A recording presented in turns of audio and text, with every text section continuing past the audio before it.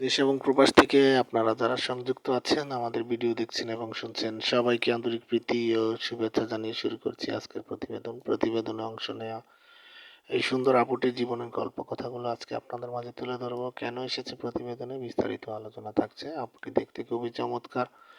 ওনার গায়ের রং ফর্সা, উচ্চতা 5 ফুট 3 ইঞ্চি, স্বাস্থ্য ভালো, পড়াশোনা আপনার হচ্ছে অষ্টম শ্রেণী পাস, নামাজ কালাম পড়তে পারে, কোরআন পড়তে পারে। আর উনি বিবাহিতা। ওনার হাজবেন্ডের সাথে ওনার ডিভোর্স হয়ে যায়। ওইখানে ওনার কোনো ছেলে মেয়ে হয়নি।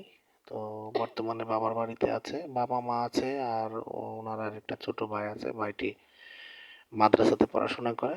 তো বাবা মার কাছে থেকেই বর্তমানে আপনার সেলাই কাজে নিয়োজিত আছে। ওইখান থেকে যতটুকু স্যালারি পায় সেটা দিয়ে নিজের এবং পরিবারকে একটু সাপোর্ট করে।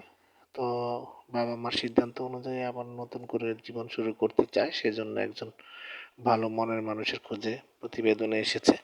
তো সেই ক্ষেত্রে আপনাদের যেটা করণীয়, উনি ওনার মুখ থেকে যেটা বলেছে সেটা হচ্ছে, পাত্রের বয়স বেশি হলে, বিবাহিত হলে ওনার কোনো সমস্যা নেই। উনি 3 বেলা